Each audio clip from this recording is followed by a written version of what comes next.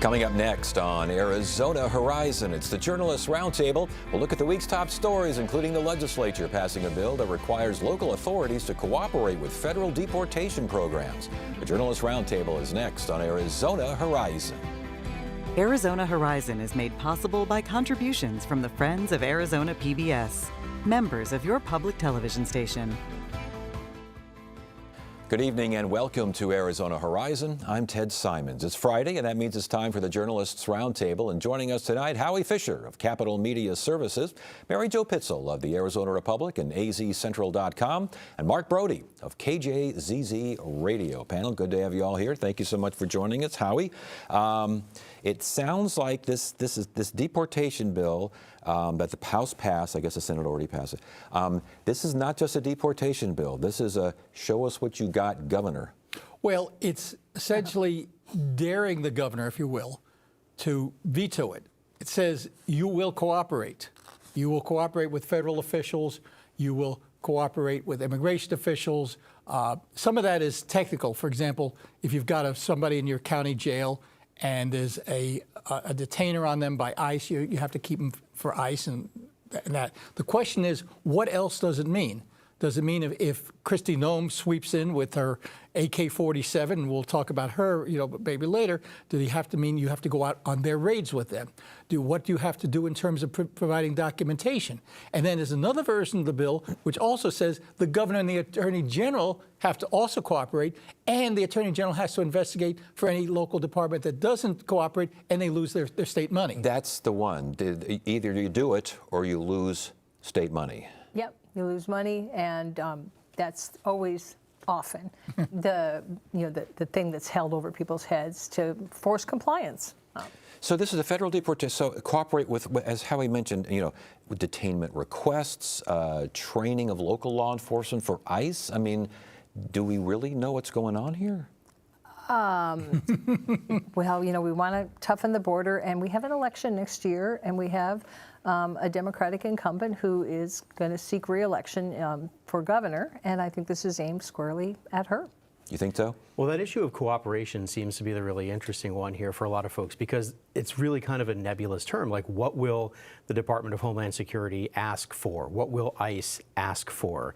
And it could be something as simple as Howie said, if you have someone in your county jail already, hold them for ICE. It could be something more like, we want you to go out and have 20 squad cars go out and try to find people who are not here legally. So that issue of cooperation, it's kind of in the eye of the beholder, it seems. Which is interesting because the bill that Senate President Warren Peterson sponsored for having tougher controls at the border, he said, well, this was early on, but with the Trump administration coming in, maybe they'll just take care of everything and then there won't be any cost to the state. I think this opens the door for the state perhaps having to send 20 officers out in squad cars. And this gets into the politics of it. This comes on the heels of passage of, I think it was Prop 314, which said the police can go out and actually arrest people who are crossing the border at other than the port of entry. Now, that's on hold for a variety of reasons, but there seems to be a certain popular feeling that the Republicans are hoping to capitalize on. As you point out, governor's up for re-election next year. She won by 17,000 votes. Chris May's up for re-election. She won by 280 votes, and they're hoping to be able to soften that up. How lively was the debate on this? Oh, it was very lively in both cases in terms of 1164, which is the Peterson bill, and 2099, which is the Martinez bill, where she was essentially admitting, this is to trap the governor. And a lot of folks were saying, well, wait. So if we're cooperating, does that mean, for example, we've seen just in the news today about somebody being deported. Oopsie, it was a mistake. Well, what if we're cooperating with them? Are we liable for detaining and deporting people who shouldn't have been deported? What is the governor's likely response? Let's talk about the one, the one that basically says cooperate with feds or, what. I think a fairly safe bet is that she would veto that. Ramifications of that? Well, it'll be held against her, saying, look, she doesn't, she's soft on the border. Despite what she's telling you, look at her actions. Don't listen to what she says, but look at what she does or doesn't do. And of course, her comment is, well, but look what I'm doing. I have this SAVE task force for border security. And look at all the fentanyl we picked up. And look at all the marijuana we picked up. She's focusing on that and saying the issue of immigration is not primary. I don't know the voters believe that. If vetoed, could this also be revived as something that gets on the ballot next year? Oh, sure. I mean, anything can happen, especially, we saw what happened with Prop 314. It passed overwhelmingly just last year. So, yeah, if she vetoes it, I don't think there's any reason to think that GOP lawmakers wouldn't just go around the governor and put it on the ballot and see what happens next year. And frankly, that's why often in the odd-numbered years, the off-election year, you run these bills, sort of run them up the flagpole, see if they're going to fly. And if they don't, you can always come back the next session and then recast it as a ballot referral. Piggyback on what Howie said regarding how would the governor frame a veto if she were to veto? I think that they're aiming at the wrong thing, that the feds have plenty of resources. They've made this a priority. I think Border Czar Horman, when he was here this week, he or someone in his entourage talked about how the budget's going to be much bigger for Homeland Security. So we don't need to put state resources into that. And the state's been focused on a lot of the illegal drugs that have been coming across the border. That makes sense to you? Yeah, I mean, the Democrats in general have made the argument that immigration is a federal obligation, that they have the federal government has the responsibility to enforce the border and deal with immigration policy. And, the state has a sliver of that to deal with things, inside the state, or as Mary Jo mentioned, picking up fentanyl or things like that. So I think that might continue to be the argument that Governor Hobbs offers if she vetoes this. And it comes down to what some of the Democrats have been saying is we have people who have been here for 20, 30 years. Their only crime, and it's actually a civil offense to be in this country without documentation, is being here without documents. And she will say, do we really want local police running into immigrant communities and rounding up people? The old Senate Bill 1070, show me your papers. And is that the role of police? A lot of local departments aren't interested. They say, look how long it took us to build up the trust in immigrant communities to where they're willing to come in and talk and report crimes. You mentioned the border czar, the Trump border czar, visiting the Capitol along with RFK Jr. visiting the Capitol as well. But the border czar visited, and Democratic lawmakers said, what, we're out of here? Well, some of them didn't show up at all, and those that did promptly stood up and paraded around with signs as they were exiting the chamber with the names of people that they say have been wrongfully deported. So it was very much a protest, which interestingly did not get captured on the Capitol's in-house circuit, their TV program, because I was watching from my office and I did not see that. Well, and I was there, and which the only reason we saw it because again, the Democrats first of all didn't say ahead of time what they were going to be doing. They just said wait and watch. But this was as effective as the Democrats during State of the State holding up their little paddles and the State of the Union. The State of the Union, yeah. And the Democrats seem to have been neutered for so many of these discussions, holding up a piece of 8.5 by 11 piece of paper with the name of somebody who's been illegally deported and leaving. That's it. At least when Anthony Kern wanted to protest, a speech, the State of the State speech by this current governor, he stood up, he turned his back, and that at least got some ongoing attention. And then Homan played off of it and said, if these Democrats would have hung around, I would have told them what's going on. So I don't know if they accomplished anything. What was his message? His message is basically, if you're in this country illegally, you should be looking over your shoulder. Like, if you're here illegally, you should not be here. And if we find you, you're out. I mean, in a very small nutshell. But he made some references to doing deportations the way that Amazon does its deliveries, and a whole lot of things kind of like that. Okay, and RFK Jr. was also at the Capitol. What was his message? We're going to make America healthy again, and this was specifically to promote two bills that are already on their way up to the governor. One that would remove certain additives from school meals in the name of healthier food, and another one that would bar people who get food stamps from using those food stamps to buy soda, not chocolate milkshakes, not Yahoo drinks, not other things. Why was he? And that's a good thing. I need my chocolate. Hold on a second. Why soda? Why that and not the others? Well, I mean, to hear RFK Jr., the Health and Human Services Secretary, tell us is that soda is the most obvious and easiest thing that you can try to sort of attack removed from people's diets because it's just there's no nutritional value in them at all. Whereas for Howie's chocolate milkshake, I mean, there's milk. Yeah. I guess so does your gateway. Not raw drug. milk. Well, but he points out the official name of food stamps is the Supplemental Nutrition Assistance Program. Where's the nutrition in there? In fact, I asked him, I said, well, have you seen the sugared cereals that are on the shelf and everything else? He said, well, if it were up to me, we'd get rid of those too, but you got to start somewhere and everything else. Now, what's also interesting is J.J. Cooper from the Associated Press tried to ask him about some of the other things going on. We've got issues of measles and vaccines and fluoride, and basically he was shouted down.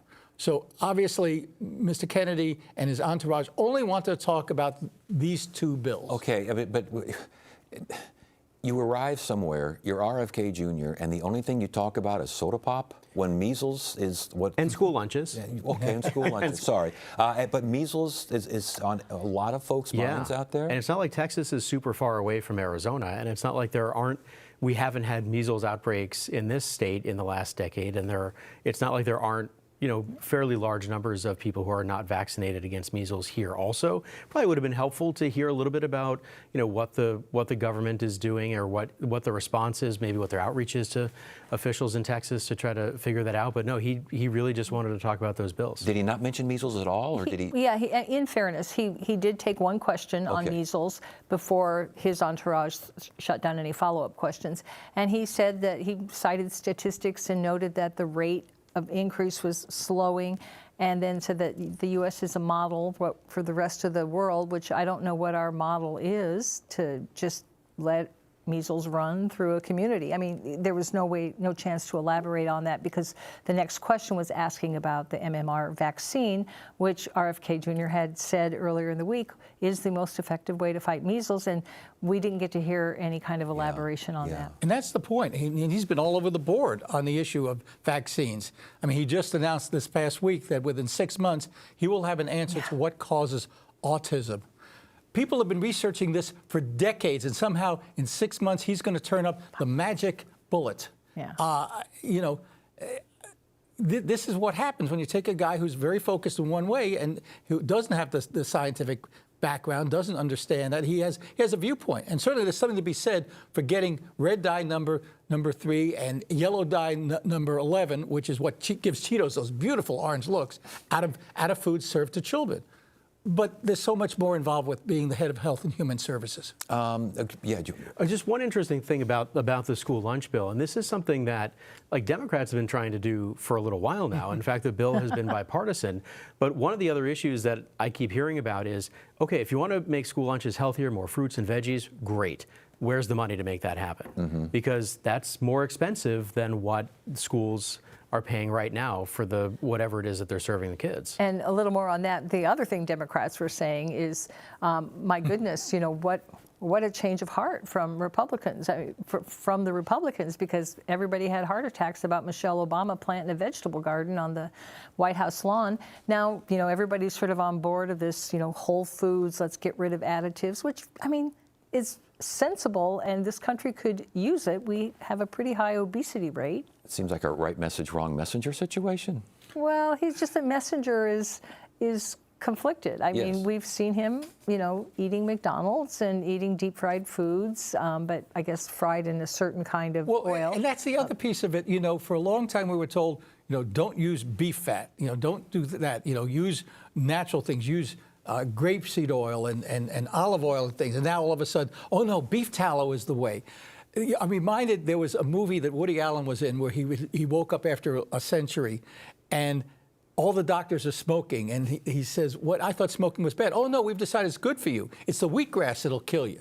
And that's the same sort of thing. All right, we got a Woody Allen film in the process. All right, also visiting Arizona was the Homeland Security Secretary, and she was at a border security expo, I believe. Yeah, at the Phoenix Convention Center. Yeah. Yes, and what all was the that new all about? latest and greatest toys that governments can buy to patrol the border.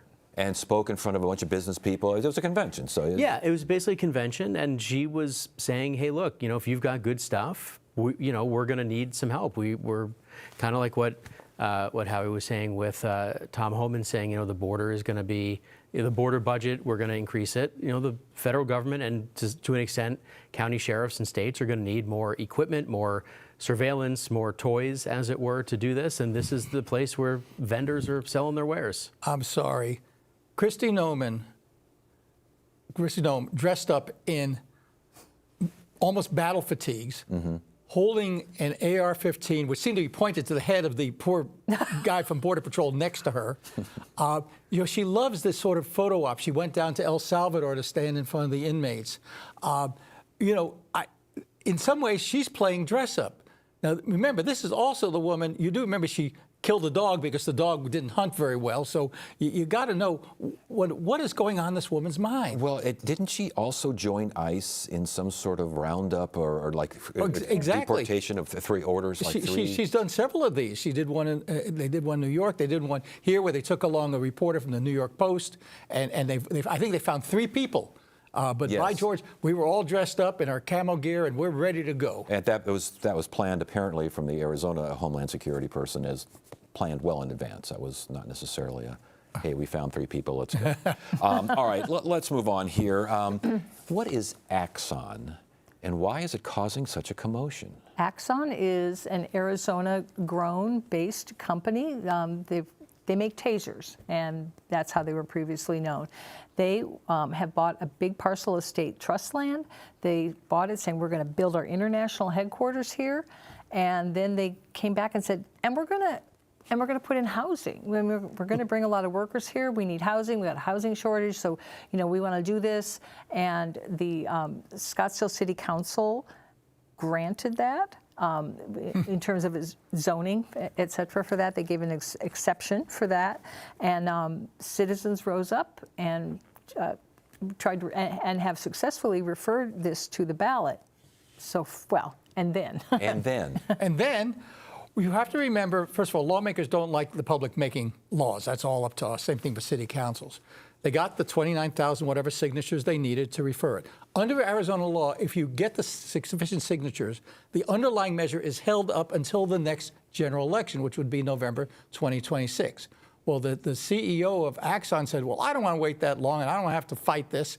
So he went to the legislature, and it's a really interesting bill. It says if you're a city between 200,000 and 500,000, that's buying so many acres of land, that pays so many of its employees more than this amount of property, and you have happen to have an international company, then if you have a piece of land that's zoned light industrial, you automatically get to build what you want on it. Therefore, it doesn't have to go to the council. Therefore, nothing to refer. Seems awfully specific there, Mark. Shocking. It kind of does, and that was one of the arguments during debate in the House, that saying this is a bill aimed at one company. The sponsor saying no, it could be others. But the 2 interesting things to remember about this is that the original approval from the City Council was made by a lame duck City Council. The new council came in, and they were not in favor of it, but people had been starting to collect signatures. The other interesting thing is many of the people who signed the petition to put this on the ballot to stop it, it's really just the apartments that they don't like. Right. They weren't upset about retail. They weren't upset about a hotel on this property. They didn't want apartments. Apartments and condos. Right. Yes, right. Same thing. All right. One Republican lawmaker, though, quoted, I think, in the Arizona Republic, is saying that lawmakers are offered campaign funds for their vote. Really? Well, this was a Joseph Chaplik quote. Yes. Remember that every Scottsdale lawmaker. He's also a Republican. He's a Republican, but remember, And- every lawmaker who represented Scottsdale, I don't think there's any Democrats living in Scottsdale, that's another story, but every Scottsdale lawmaker was opposed to this. Well, some of this is, how my people think about it. But he claimed that he was told secondhand that somebody, the CEO of Axon said, if you vote for this, we will guarantee your campaign finances. And he said on the floor, why don't you stand up and say something? Now, nobody did, so again, this is hearsay at best. Now, the fact is, do corporate executives tell politicians we're more likely to look fondly on you the next time you run for office if you vote our way? Yeah. Is that a tit for tat? That's Yeah, but Chaplik said he'd never seen anything so scandalous. Well, he also said that the CEO had threatened him that if you block this bill, your political career is over. So, there's obviously been people throwing their weight around on this. Okay, so the bill's not blocked. House approves. It gets to the governor does what? Well, wait, doesn't it have to go back to the Senate? Yeah, Senate. But I'm just saying, in the long term, let's say the Senate. I think, given that the bill got 40 votes, given that a lot of them were Democrats, who are probably just as happy to watch the Scottsdale Republicans, destroy themselves, I think she says what the supporters did, which is this is not just a Scottsdale issue. This is a major international company. They also do all the body cameras. Every time you see body camera footage on TV, you see up in the upper right-hand corner, say Axon. That's them. And I think the governor will say, given what went on, given that many of the signatures were paid for by a union which was unhappy with Axon, I think in this case I'll sign it. Interesting. And Chamber of Commerce is very much for this. Yeah, I mean, Howie's right. Like, this is really becoming an economic development issue. And some supporters of the bill have pointed out other states, I think Texas is one, have told Axon, look, if Arizona doesn't want you, we'd be happy to have you here. Right. So it's a matter of, as Mary Jo said, it's a homegrown company, big international headquarters here in this state. A lot of policymakers probably don't want to lose that. Yeah. Mary Jo, Arizona disability funding, seems like we talk about this every what's the latest on this? The latest is that the Republicans have introduced a bill that says we will appropriate the money to give you the $122 million that's needed to keep this program running through the end of the year.